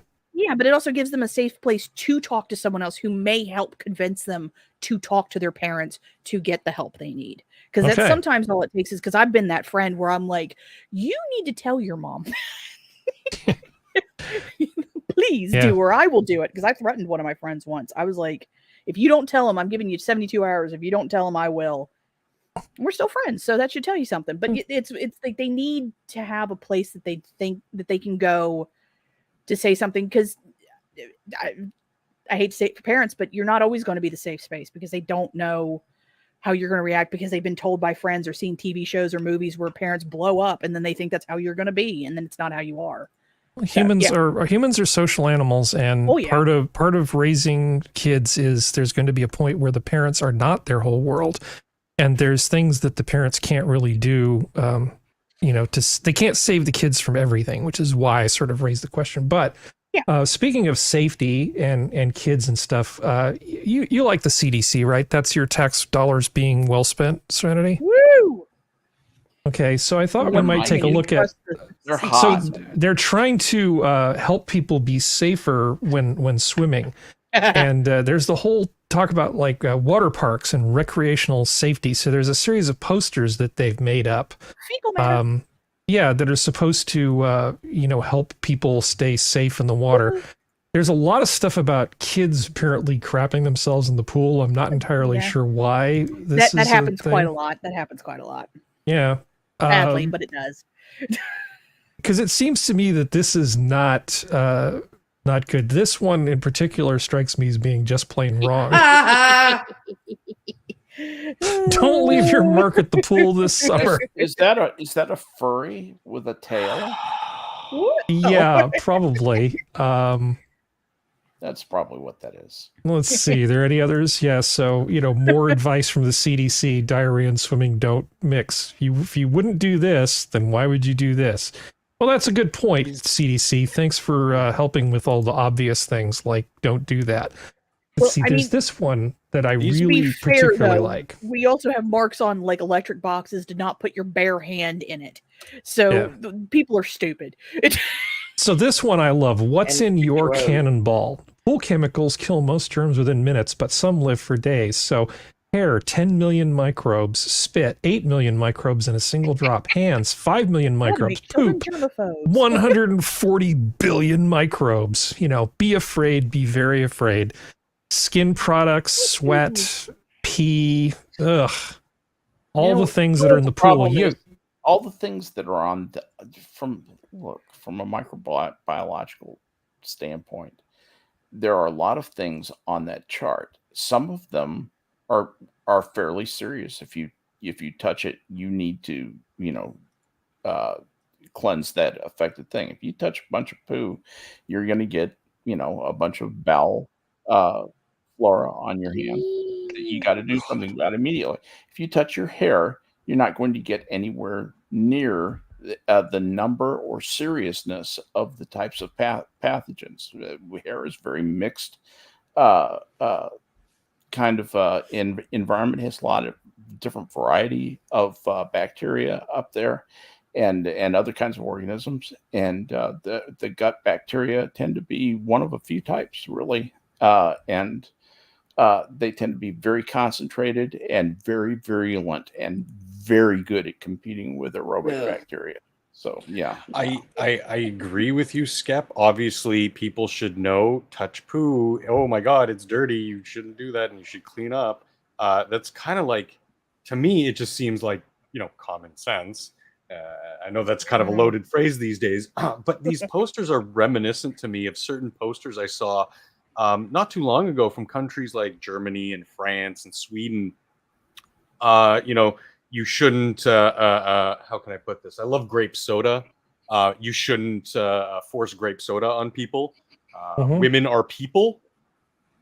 Just like public little posters like this is the same kind of, like friendly, bright art styles telling certain people that women are people. Helpful infographics. Yeah, it's just...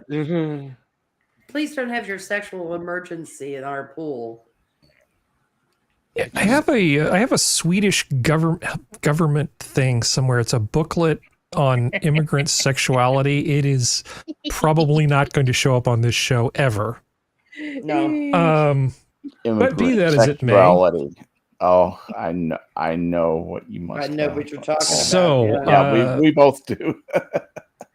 I wish I didn't. But speaking of things getting Exactly. Slammed into. Space rock slams into moon. Explosion scene from Japan.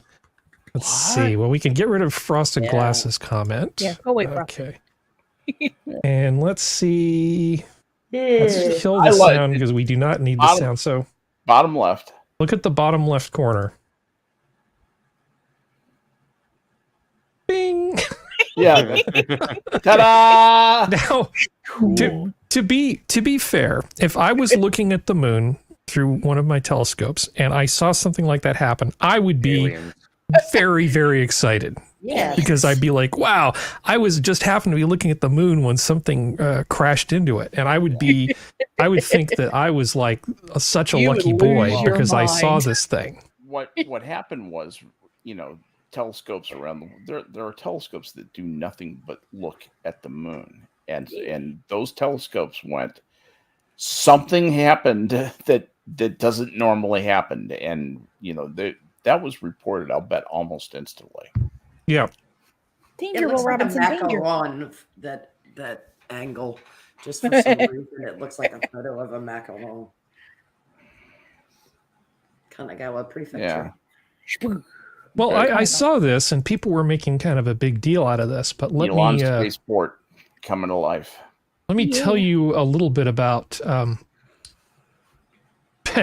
back in the 90s, there was a comet that actually broke up into a bunch of pieces and slammed into Jupiter. Now, I had the privilege of actually being in a large room full of people watching it as close to live as you could possibly watch this thing. And people were looking forward to, the first collision happening. And oh my God, the cheer when that first image came through. It's sort of like the difference between watching Star Wars, the very first, the only one that really counts, the very first one that was put out by yourself on VHS versus being in a theater full of like screaming fans and stuff. Yeah. So let's just say that my benchmark for being excited about things crashing into other things in space is fairly high.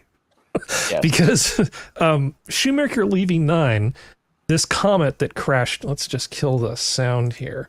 This comet that basically crashed into Jupiter left scars on Jupiter that were larger than the Earth itself. Mm-hmm. This was the biggest explosion, outside of like a supernova that we've ever seen as human beings, this thing that happened. And if it happened on Earth, it would be double plus ungood.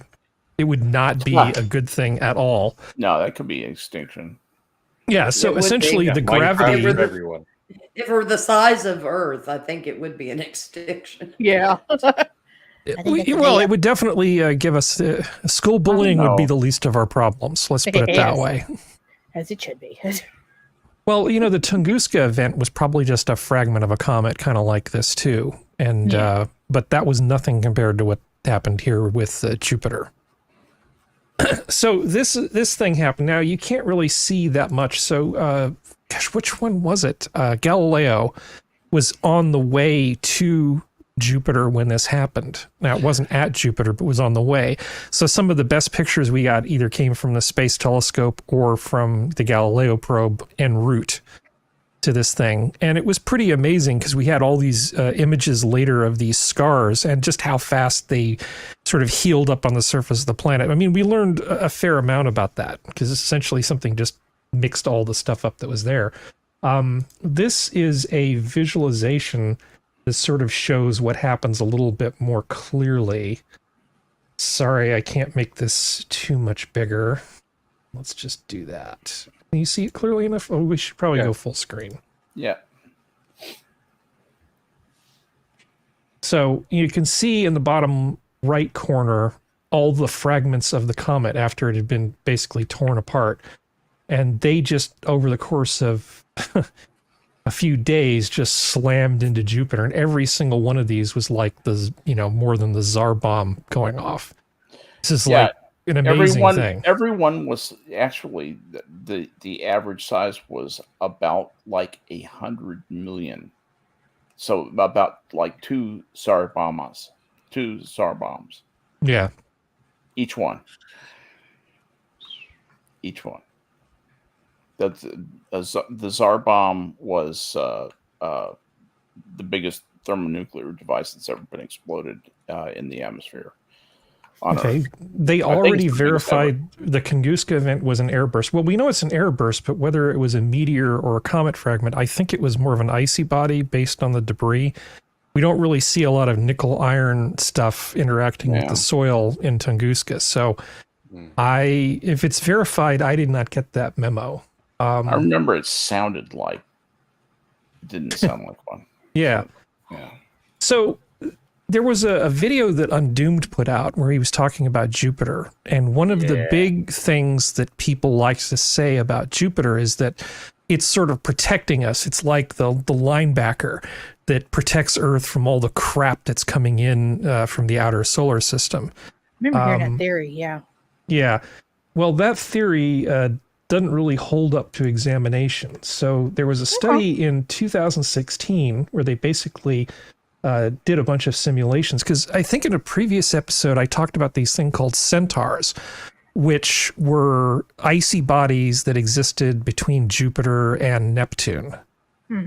Okay, and there aren't a ton of them because Jupiter does a really good job of eventually clearing those things out, but there's always new ones coming in from the Kuiper Belt further out, so they sort of get drawn in. Because remember, there's not one large body there, there's actually four. Between Neptune, Uranus, Saturn, and Jupiter, that's a lot of mass. Yeah, that's a lot of stuff that's going on. So this 2016 study is actually pretty interesting, but I found one that's a bit, no, that's not the right one.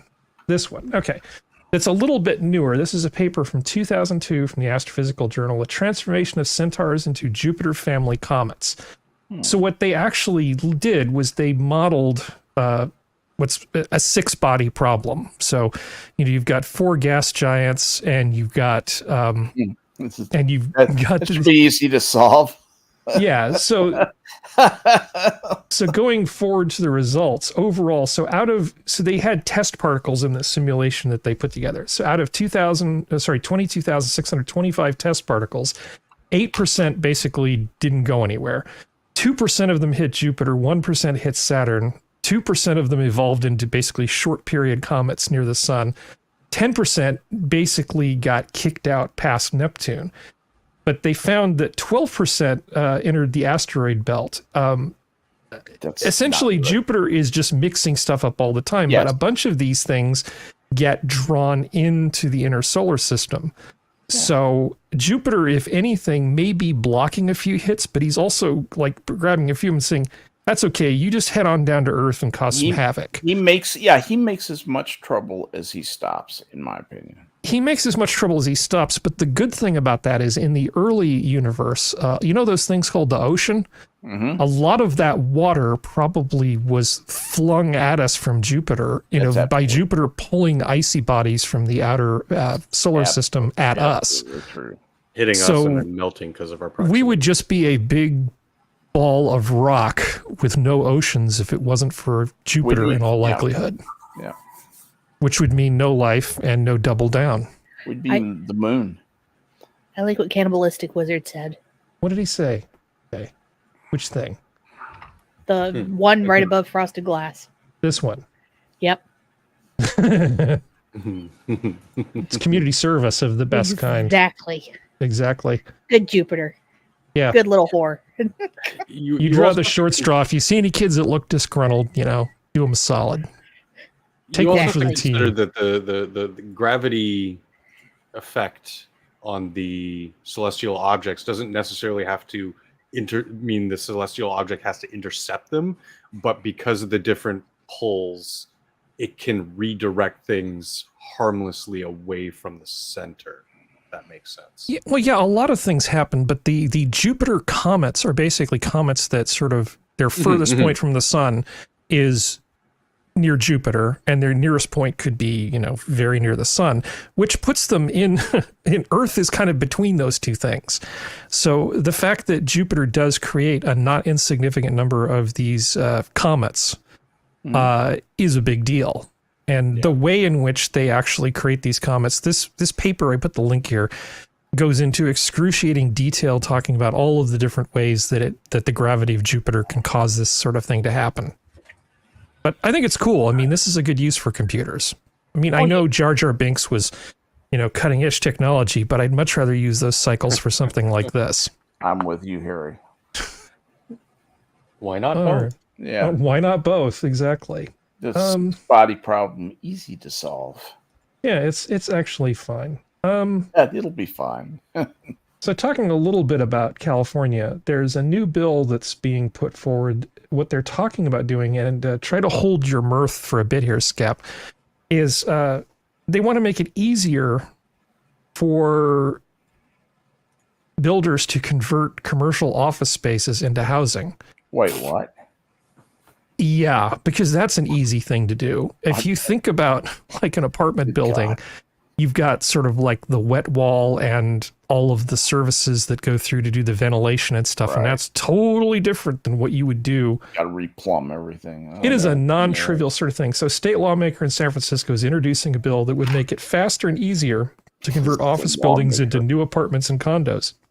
Lawmaker. And provide money to jumpstart the process. Of course, somebody's got to get paid off, right? Yeah. That's what all this is. From the government. In slowly recovering urban cores, which parts of the Bay Area would see the most conversions? Downtown San Jose, Oakland, and San Francisco. Job centers that have seen surging office vacancy rates are the most obvious examples. Yeah, so people are working remotely because of COVID, and they just don't want to go back to work. So there's a bunch of office spaces that are empty. That much is true. So just converted into homes for the indigent and the drug addicts, and let them be your tax base. We're getting there. With the bill's help, it's not just downtowns that could see more office conversions. Here's the fine print. Property owners throughout the entire state would be able to take advantage of the proposed rules. That means that even low-rise office buildings in suburban Los Gatos or Pleasanton, places that have been resisting building more homes, could be more quickly converted into new housing. I think you're going to find some of those They've been resisting. Yeah, and it bypasses a lot of the local regulations again. They're just salivating at the chance to essentially set up low-income housing in places that don't want any more housing. Going to get those privileged people back. Those privileged suburban people. Yeah. I feel like this is when apartment buildings are going to start burning. Yeah. Yeah. Oh, well, whoopsies! Everybody talks a big game about what they want to do for the homeless, right? Everybody talks a big game. So there's a proposal in Santa Clara, California, essentially build a new project to house these people. A boisterous crowd of Santa Clara residents booed city council members, shouted at county officials, and exchanged barbs with their neighbors at a recent community meeting outlining a proposed project to shelter the city's unhoused population. The project proposed by Santa Clara County and the nonprofit Life Moves would bring a complex of 80 to 120 housing units with individual bathrooms to county-owned land at the corner of Benton and Lawrence Expressway, according to the project's website. Yeah, this sounds fantastic. And if I lived near here, that just would be the best thing. There. I would want to live there.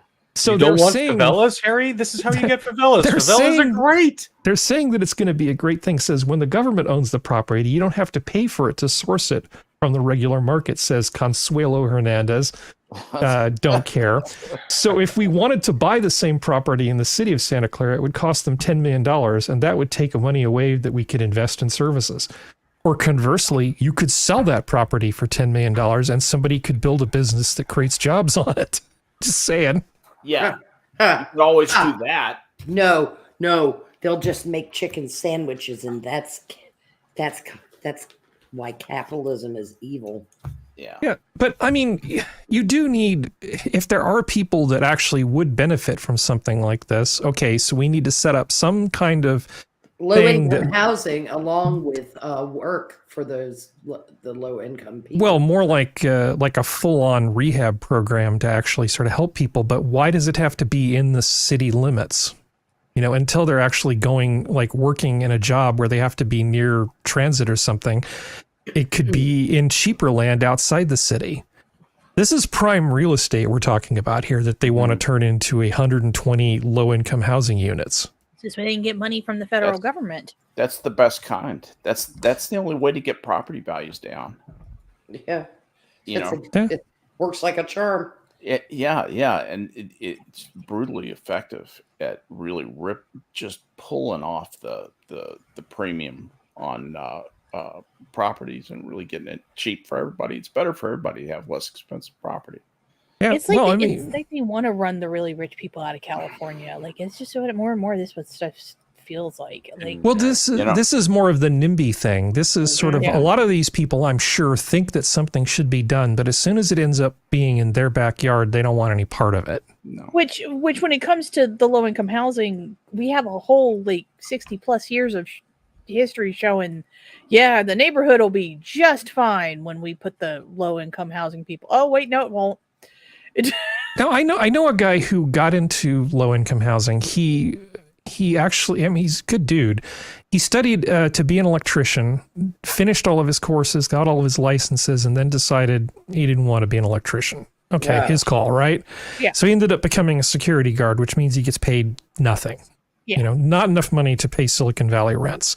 So he was basically living in his car and occasionally checking into like a hotel when he needed a good night's sleep for months and months and months, and then was on a waiting list for one of these things and got it. And so he was basically paying below market rate to get this low income housing thing because of this thing. Now, I'm very, very conflicted about this. First of all, it's a person I know and like, right? But I have real issue with why did you go to school and throw away a good paying job so that you can live in your car? I mean, yeah, it's your decision to do something like that, but maybe if there weren't so many safety nets, you wouldn't do something as stupid as throwing away an electrician's it's training. because security guard lets him sit there and play his video games. At least that's the reason why I know people that I know are security guards, because then they can just sit there and then occasionally wave people through and take signed waivers instead of getting a real job. Yeah, or to ride around on the Segway. You know, stay loaded usually too if you know anything about the security business. Yeah, and that's kind of high. Yeah, well, not this guy. True. Yeah, this guy. No, wasn't, not though. this guy. Not this guy. You know what I'm saying? He's talking about my guys, because those do. It's a miserable. It's a miserable occupation. Being a private security, run a guy. Well, the whole low income housing thing is if we'd make it easy for people to build housing, you would probably build housing near some kind of transportation outside of the city, and people would pay less money and have a longer commute as the trade-off there. Trying to build a bunch of low income housing in cities where the market says, no, this is actually worth a lot. What you're saying that the just doesn't consumer work. It's should- like rent control. It's like, I guess it's great if you're one of the people that's locked in and haven't had your rent go up forever, but it's not fair to everybody else looking for a house. Shouldn't the consumer take their guidance from the state Yeah. in paying what the state wants them to pay for property the state wants them to buy? Why should a private citizen have the opportunity to choose any piece of real property to buy? Well, in China, they're actually forcing people to invest in these terrible failed real estate projects. They have flexibility with that kind of arrangement we don't have, and the Democrats have some solid looking stuff they want to put into play. That I think we could get to. I think we could get to China's level of oppression in 10 years if we did a Manhattan type approach, really getting rid of human rights. Really, you think we can do it? Local institutions. We've got it in us. We've got a good core of people. Cory Bush, Swalwell, Newsom. The people who covered themselves it's in a deep glory bench. the other day. Yeah, Buttigieg and that nameless, faceless vice president, whatever her name is. That's a deep bench. I know someone that could help them too. Oh my goodness. Yeah, I know someone that could help them too. He has very he has experience as a butt boy, doesn't he? Yeah. His name is Justine. Extensive experience. Yeah. A little femboy. He's half Cuban. He identifies as an Indian. So He works hand in hand with China already. He knows the language. Okay, that comment I was about to make needs to go in private chat. Sorry, everybody. Yeah.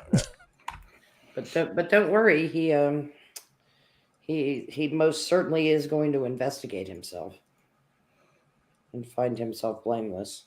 Well, I mean, one of the biggest reasons why we have such and I deign to use this word very, very liberally, but we do have a housing crisis up here where the median families can barely afford what they're offering, and it has a lot to do with the fact that we've sold property to foreign investment firms, and what they do is they'll buy up the affordable apartment buildings and turn them into condos for that quick return, or they'll remain and then they'll remain vacant because they're too expensive to rent out. Yeah, so it's just a snowball. It's just self-fulfilling. Peculiarly Chinese strategy. That. Yeah. Fidel Jr. Exactly. I was thinking about our outstanding government that we have, and we like Biden. Everybody talks about Biden, but Turtle Man had a little problem too. I guess he fell down and had to be taken to a hospital too. And I was originally going to just talk about how since he's the longest serving senator now, I believe, that maybe it's time for him to retire and stuff. And then I found out that he had polio as a kid. And I'm like, I don't want to pick on polio, man. I mean, I still want him to retire, but him tripping and falling, falling might have something to do with something bad that happened to him as a kid more than him just being too old to be in office. Well, this is the first time he's tripped and fell, I believe. Like, he's done this a few times. Well, post polio really sucks. And I don't want to be a complete jerk. Yeah, Turtle my great uncle walked with a limp for his entire life.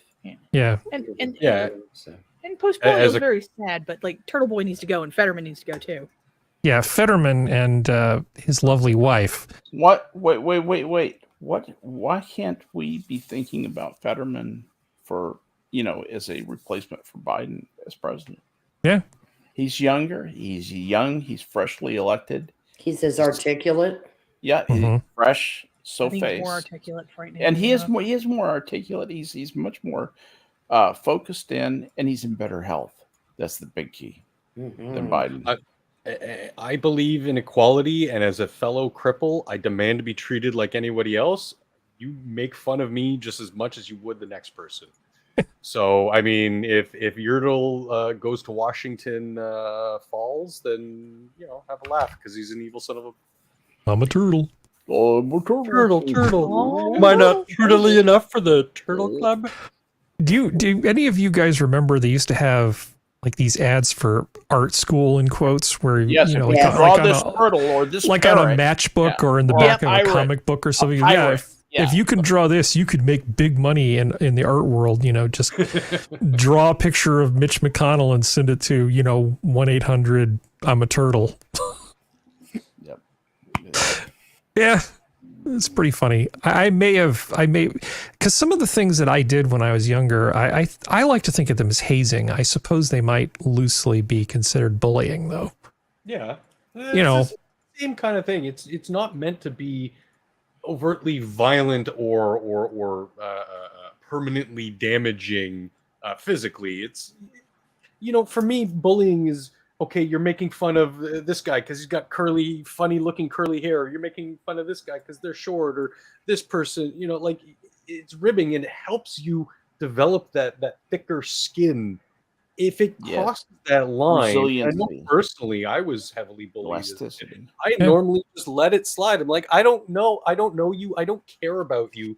You're obviously not good people. I'm going to stick with my friends, and like Serenity said, the people outside of school were good help, until the point where somebody actually just would not leave the violent option off the table, and then I stabbed them in the neck with a pencil, and I got suspended for 2 months. As one does, yes. Oh, I left it. Well, I mean, it got to the point where they were starting to get overtly physical, and that's where I drew the line. The ignoring the problem didn't work in this scenario. So referring back to that girl, there's ultimately two recourses if these things go untreated and continue to escalate. It's either self-harm or lashing out, and I lashed out in a violent manner, not No, I know. Well, you get frustrated and things happen. On the Twitter, I have.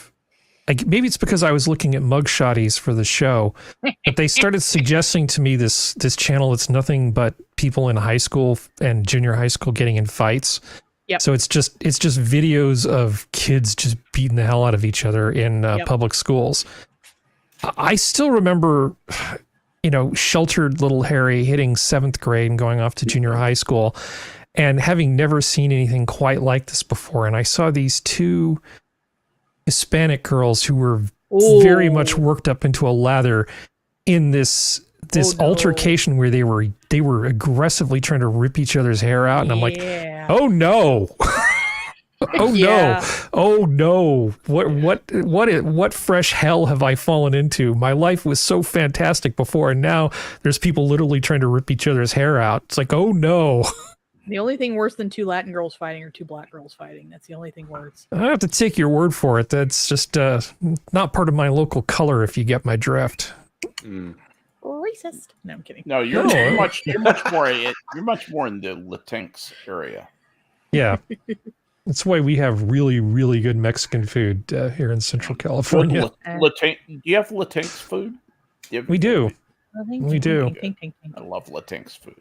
No, I always loved it because West Virginia, if you anybody but white, you don't want it's a little dangerous to come here not because of racism, but because they always try to start shit because they came from a big city, and it's like country people will fuck you up harder than city people ever will. This is not the place you want to do shit. It depends on the country and the city. Yeah.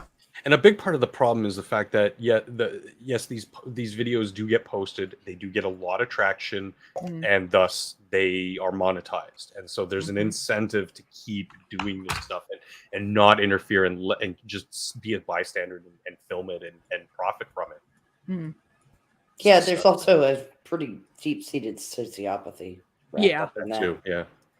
I mean, most people would rather be famous than rich. Yeah, which is weird. I'd rather be rich and decent. That's the thing that Me too, Serenity. I don't want anybody to know my name. I want to have money and just go, oh darn, give me money and leave me alone. Yeah. But I mean, you kids get off my lawn. The young people today would rather be famous than rich, per se. Well, we don't get to be either because of this. I'm going to go ahead and put a pin in it because we've hit the 2-hour mark. So thank you, chat. Thank you very much. Actually, really good comments from chat tonight. Sorry, get to Marcus Aurelius. We didn't get to Marcus Aurelius, nor will we this evening. And thank you to my panel. Thank you especially, Skep, for putting together a little thing on the Silicon Valley Bank. You know, it makes it a lot easier for me to host when, you know, people step up and take over pieces of the show for me.